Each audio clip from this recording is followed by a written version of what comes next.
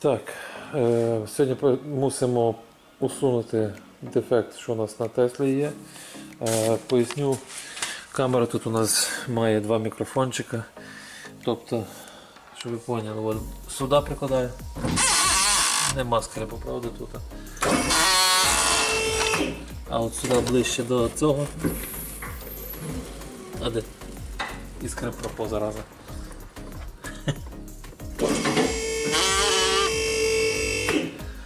Ну, коротше, я дуже рукою чіпав, то не так задній, як передній скрипить. Але поміняємо обидва, у нас є два нових, тому обов'язково міняємо обидва силоблока. Зараз знімаю зверху тазик цей, тобто, щоб його зняти, здергується ось цей кожушочок. Дуже все легко, просто. Чик-чик. Ось ці направлялки. Ну, в принципі, вони чисто служать для того, щоб їх від'єднати від цього кожуху, бо ця частина лишається у нас. Гвинтик на 10 тут, потім у нас гвинтики тут. Зараз витягну ковшик, у нас ще є гвинтики ось тут. Плюс знімаємо ось цю заглушку. І все, і воно тут по краях має кліпси, на яких защелкується на крила. З них так само здергуєте. Без всяких там фанатизмів. В Tesla, скажімо так, кліпсочки багаторазові, бомбічні, служать роками, їх можна знімати, ставити. І вони так не ламаються, як на багатьох інших драндулетах. Бо мені вже, знаєте, в коментарях і не тільки в коментарях зустрічає знайомих, каже, ти вічно тільки свою Теслу, каже, хвалиш, а всі інші обсираєш. Ні, друзі, не хвалюю свою Теслу, є теж багато нюансів, які мені в ній не подобаються. Але на загальному фоні, я можу сказати, і так зашибісь, тому порівняно з іншими варіантами, іншими драндулетами, вона досить класна. От можу так сказати саме за джип. Якщо б він був би в дізелі, або був би електричний, ідеальна тачка. От ідеальна. Тобто єдине мені в цьому джипі, що мені не подобається, щоб ви просто це розуміли, щоб ви не думали, що я якісь там вибираю марки. Взагалі, от по джипах, по їхній софту, по їхній електроніці, про те, як зроблена система безпеки, що її не треба перепрошивати, тут краждата не записується. Тут подушки поміняв і їздиш далі. Всі кліпси, компоненти уніфіковані. Тут, щоб ви поняли, от кріплення елементарно панелі, торпеди і проче, всі на одинакових саморізах. Немає там один більший, один менший, і ти собі дробиш мозок. Кліпси, там де отвори кріплені, всі одинакові. Тобто, єдине, що тут відрізняється, це тут вроді по решотці.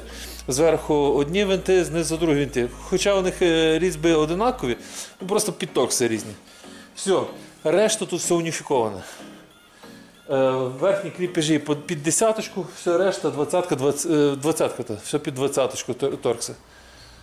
Все уніфіковано, все грамотно зроблено. Всі кліпсочки багаторазового защолкування, вищолкування, бачите, таким принципом зроблено. Так само оця обшивка, тут скільки всього наліплено, способи кріплення, защібання, роз'ємчики.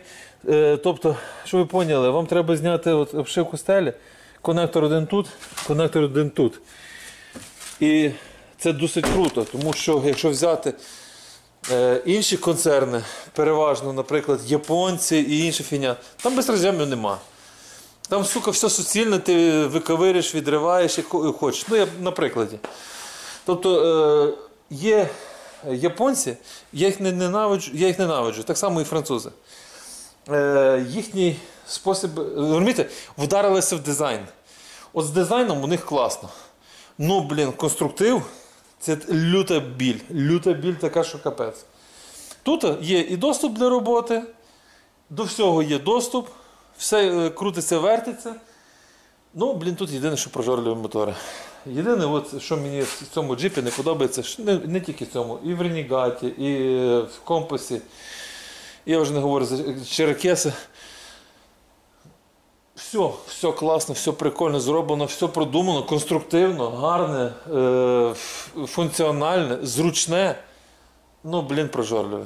От реально, якби був би такий джип, ну він і є, в принципі, європейці є дизеля, ну їх просто з Європи брати, то хіба Італія або Іспанія, і то у них багато там дефектів по молдингах і по пластику повиграли.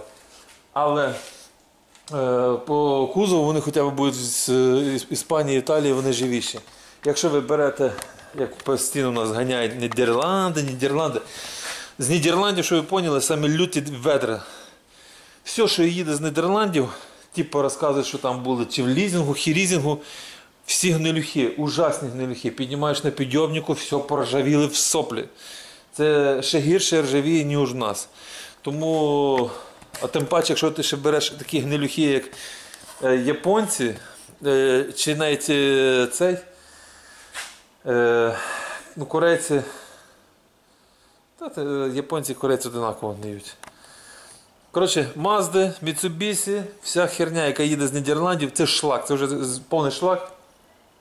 Я вже не говорю за Volkswagen. Volkswagen так само ржавіють, якщо вони їдуть з Нідерландів. Італія, Іспанія або Штати. І то Штати не всі регіони, я переважно дивлюся тако, ближче сюди, до Майамі, до Канади. Ці хоча б клімат такий відносно помірніший, відповідно, там є що теж вибрати. Елементарно з таких штатів, коли ти береш автомобіль, ти його піднімаєш на підйомник, він нульцевий. Все новісіньке. У мене он Ренегат був, піднімаєш, все ідеально новеньке. І так само цю Теслу, як ми ті пригнали, пам'ятаєте, я знімав відео, що всередині все чистеньке, все класне, ні бруду, ні ржі. Береш щось інакше з Європи, вроді би свіжа машина, і 15, і 16 років заганяють, ну курва, люті гнилюхи ужасні. Так, добре. Тому ви поняли, є багато гарних автомобілів, але у кожних автомобілів є нюанси. По Теслі, мене вже багато пишуть в коментарях, скажи, що там то, що то. Я не встигаю всім відписати в коментарях, бо люди навіть буває, що під кожне відео одне те саме питання починає строчити, то вже тоді я ж відписую. Розумієте, що я в відео і розказую, якщо ви не дивитесь відео і не бачите, що я вам відповім на ваш коментар, ну то дивіться уважніше.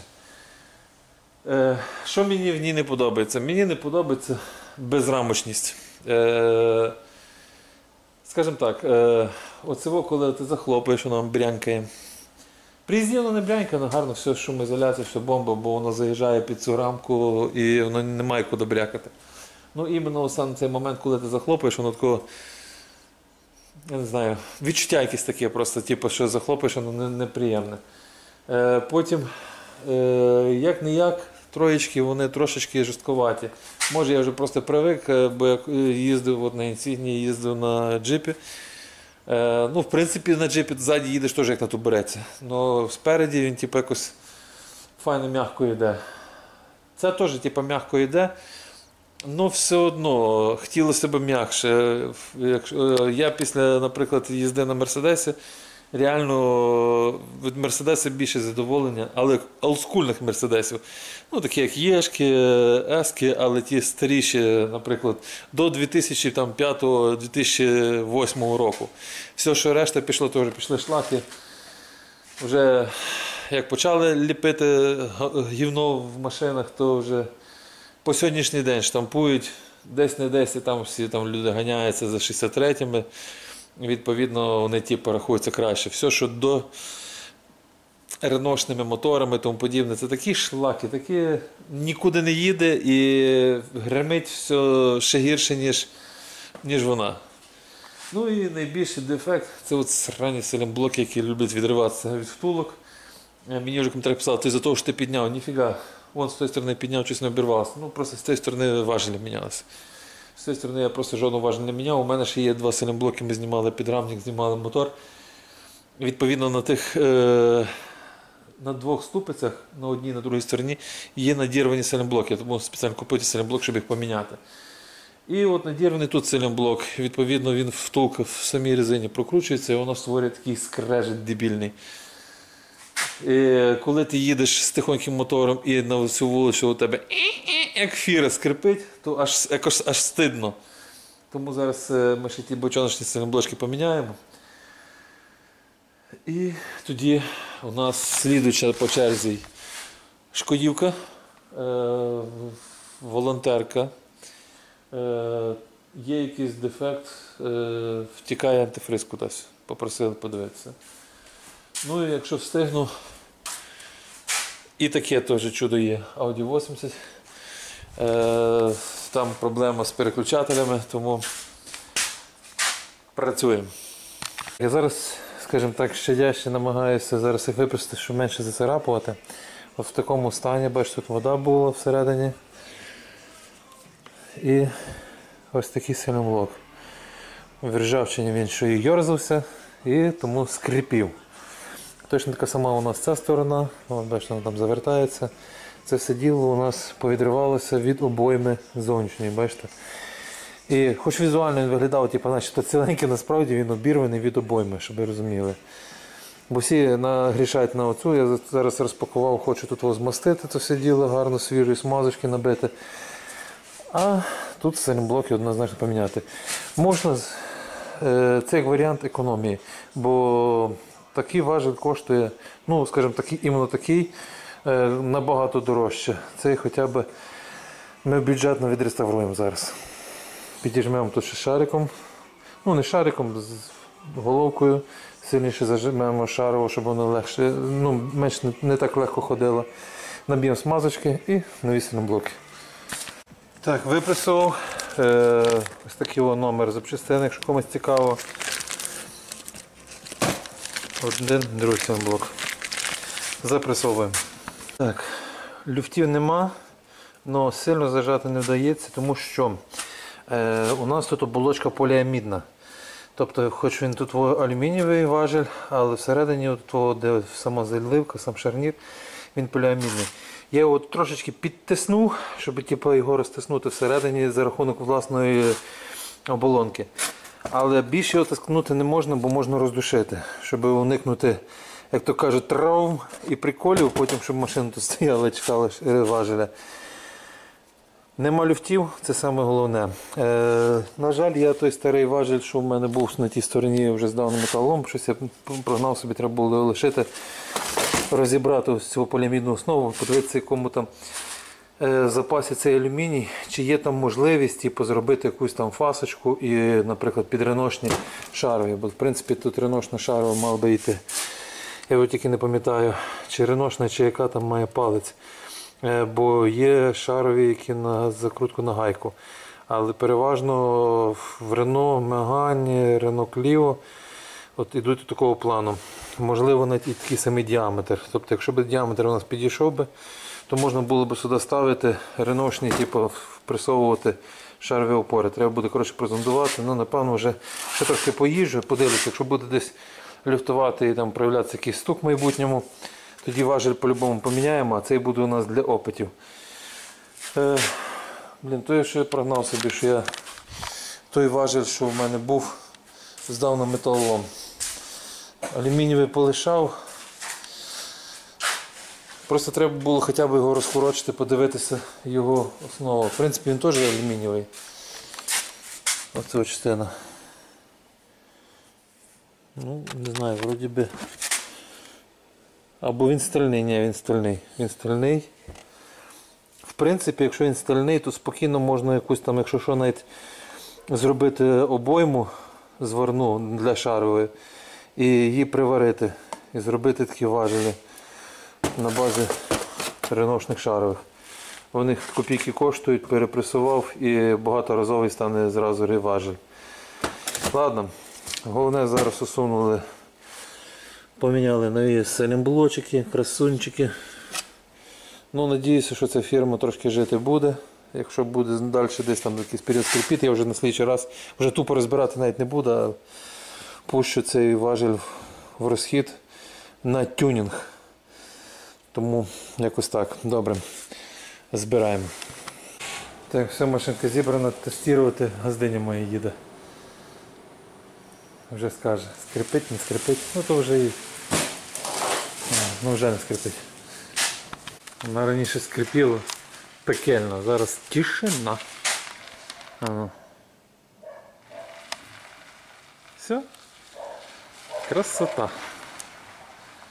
Ну, стопудово вже скрипіти не буде, самі ви бачили причину. Це вам пояснення, коли люди, знаєте, мені так смішно, коли я дивлюся, там якесь одне відео десь бачу, друге відео по обзору. Проблеми, всякі шприцовки придумають на шарову верхню. Цей скрип створює не шарово, забудьте про це. Це все є бочоночні сайлентблоки. Всі, якщо у вас є скрип на автомобілі, немає значення, чи Тесла чи не Тесла, це значить, що у вас обірвався сайлентблок або по зовній обоймі, або по внутрішній обоймі. І тоді такі скрипи такі адові скрипи. Так, якраз приїхала газдиня, забрала Теслу, а цю лишила. Бо машина постійно в розриві. Є у нас задні сполучники, передні сполучники ще доїдуть. І колодки. Колодки я взяв і перед і зад, в принципі напереді. Тут ще колодки, дай Боже, ми їх міняти може і не будемо, тому що тут ще запас, мінімум ще пів колодки є, міліметрів ще 8 стопудово. Тому що в принципі ще ходити не будуть. Але я взяв вже, аби були. І взяв задні. В першу чергу ми зараз що зробимо, це поміняємо задні колодки і задні сполучники. Передні колодки у нас лишаться на майбутнє. Обидві колодки, комплекти по Brembo. І перед і зад ставимо. Так, задні колодки у нас комплект 1000 гривень, передні 1794. Ну, коротше, 1800, грубо кажучи. Давайте глянемо, все у нас красиво запаковано. Зразу покажу коди, бо це у нас зад 59059, це у нас перед 59055. Ну, перед що ми міняти не будемо, міняємо зад. В комплекті у нас відповідні. І самі колодочки. Ось такі о. Бо там уже, скажімо так, майже не лишилося. Чого зад найбільше зношується? Бо тут є система асистент підгальмовування, відповідно працює заднім ручником, плюс часто дружина користується, нажимає, не завжди знімає, а починає рух. Ну і так колодки, скажімо так, більше всього зношується ззаду. Тут трошки є бортики, але ці ще диски бігати будуть. Не файні, рівненькі. Міняти їх ще не будемо. Десь там лишилося на цій колодці ще 3 мм, але внутрішня колодка вже тонша. І точно так само зовнішня колодка грубша, внутрішня тонша. Переважно на ту колодку, на яку натискається, вона швидше зношується, ніж та, яка піджимається. Тому, коли дивитесь таку на колодку, якщо тут ви бачите 3 мм, значить з тої сторони мінімум 1,5 мм. Читаю зараз коментарі і, знаєте, порой буває, таке мене вбиває, коли люди страшні на бронепоїзді. Поясню по поводу проставок, бо мені вже там пишуть: от ти поставив проставки, ти неправильно порахував. Якщо ти там додаєш 3 см, то у тебе не буде 3 см. Або взагалі пишуть там і 4, і 5, і 6. Так, але не завжди так. Щоб ви поняли, це все залежить від будови важелів. Ну, давайте вам такий, скажімо так, трошки схематику зроблю. Це все правильно, коли у вас, наприклад, от є верхня площадка, де стойка кріпиться, так, ви поставили тут проставку, і є у вас важель. Тобто у нас є завжди по-різному. Є так, що от вісь, тобто колесо, у вас розташоване тут, і важель іде сюди. І є точка примикання на важелі тут. Є у вас вісь тут, і точка примикання у вас тут. Відповідно, коли ви ось тут піднімаєте на 4 см, переважно приблизно 4 см піднімається тут. Якщо у вас стоїть вісь ось тут, от тут, а не ось тут, Розумієте? То у вас, відповідно, збільшується рівень. Якщо ви тут підняли на 4 см, значить тут у вас піднімається на 5,6 см. Точно це стосується, наприклад, на задні важелі. От є точка площина контакту є одна. І є важелі різної будови. Наприклад, точка кріплення важеля у вас тут. Є важель, що має просто прямий хід. І відповідно ви коли піднімаєте, от поставили, наприклад, тут 3 см, відповідно на цьому великому плечі у вас там піднялося сантиметрів 5. Але є важелі, які збудовані не так, а є важелі, які збудовані ось так. Розумієте? От, допустимо, вони працюють в одній площині. Тобто пружина стоїть в одній площині. І відповідно, коли ви тут піднімаєте на 3 см, то у вас на ці ж самі 3 см у вас піднімається опора. Може десь там плюс 5 мм додасться, але не більше. Тобто це все залежить від будови самої конструкції, самої підвіски. Розташування ближче до колеса чи далі до колеса. Відповідно, чим далі від колеса, відповідно, більше піднімається. Ближче до колеса у вас підйом, кліренс буде менший. Це для тих, хто пише, о, ти там задер, ти задер. Так, я задер, але в якійсь мірі це сказується не критично. Бо у нас пішов підйом, от якщо наперед, так, перед у нас задерся трошки критичніше. Тому наперед, якщо ви хочете на Теслу ставити, рекомендують не 4 см ставити, а ставити, наприклад, навіть не 3, а 2. Стане вам 2 см спереді. Зад можна піднімати вище. Зад є можливість регулювання по важелях, по верхніх, по нижньому. Тобто можна його підкоригувати на болтах і ви спокійно можете зад більше задерти. Перед у вас задерти не вдасться, тому що як таких регулювань по розвалу колеса, розвал ззаді регулюється, передній розвал не регулюється. І у вас є дві осі, тобто ті два сильноблоки вгорі, шарова, і так само два важеля внизу, шарова. Максимум там чуть-чуточку ту фасольку можна порухати, сам подушку висунути туди-сюди, але не більше. І відповідно, коли колесо задирається, воно вверх трошечки топиться всередину. Розумієте? Зад це можна виправити за рахунок регулювання верхніх і нижніх важелів на тих регулювачних болтах, на ексцентриках. Тому я за поставив 4, бо я не пам'ятаю, чи по 3 см чи поставив, чи по 4 вже. Подивіться там попереднє відео, собі глянете. То можна було спокійно на сантиметр ставити менше. Бо якщо так взятися, воно досить високо задерлося і виглядає однаково. Хочеться, щоб воно можна було трошки заточніше. Але так як переважно їздять двоє чоловік, сідають спереді, воно нагружається.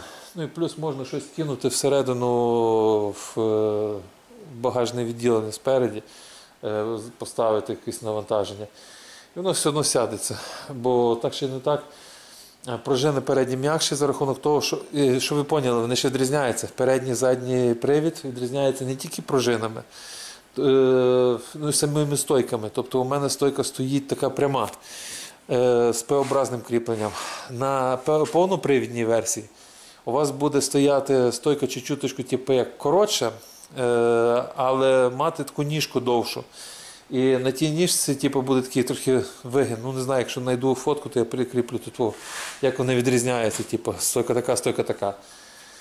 І відповідно там і пружина інакша. Тобто спереді ще додатково стоїть двигун, відповідно, щоб він отримав то навантаження, там чуть-чуть пружина має більше зусилля, вона чуть грубша.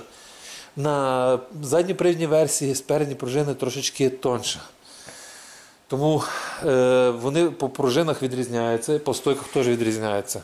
Але в принципі все решта, і ще ступиці передні там глухі стоять, якщо задньопривідно. Всі решта, функціонал, можна, скажімо так, спокійно дотикати спереді ще один мотор. Роз'єми у мене там є виведені. Тобто і роз'єм силовий є куди підключити, просто там зараз стоїть заглушка. І так само міняєш ступиці, ставиш полуося і підключаєш на той самий підрамник, на ньому так само кріплення, кронштейни є для кріплення цього двигуна. Тобто всі маніпуляції там просто треба буде Ну, якщо би хотілося. Мені не треба, я подивився, що вистачає з головою заднього двигуна. Плюс за рахунок того, що стоїть один двигун, економіше споживається, відповідно є більше можливість проїхати. Бо версії з двома двигунами вони більше споживають енергії. Ну, зато можна дубасити, знаєте, всі переробляють повнопривідні версії з двома моторами, переробляють на перформанси.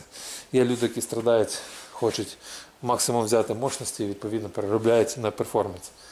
Зараз, до речі, перформанс, щоб переробити з повнопривідного, перформанс і є, люди перепрошивають, але злітають сертифікати, розумієте? Там теж якийсь свій прикол, що раніше можна було переробити і сертифікати далі оновлювалися. Зараз сертифікати на перепрошивку вже закрилися, тобто тут не так все канає. Ну, Віталік, якщо дивиться відео, він додасть коментар по цьому поводу. Так, добре, скидай колеса. Кажуть, не без сюрпризів. Та-дам! Воно навіть бортик виламала зараза. Це не критично, нічого страшного, але пружину треба замовити. От вам і прикольчик.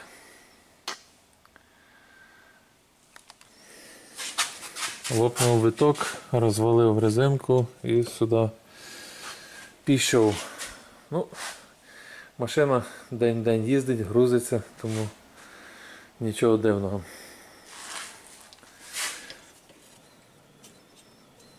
Тут саме типу бокову юбочку чуть-чуть порвало, це не страшно. Воно на роботу не вплине, просто єдине, що треба буде резинку цю замовити нову, пружину нові стопудово.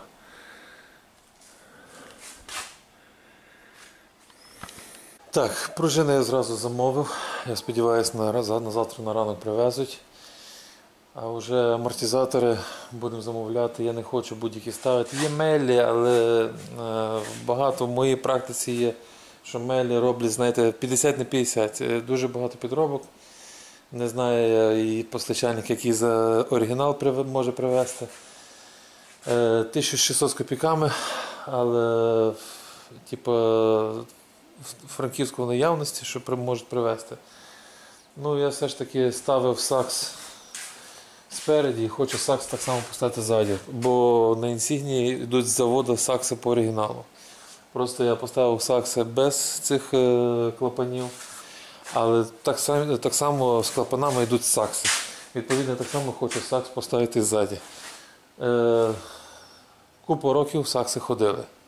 Тому просто розумієте, коли відключена система, ці стоєчки можливо і недобре відпрацьовують.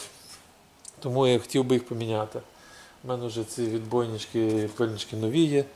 Просто треба буде закинути нові стоєчки і зробити її в сток. Без флексрайду.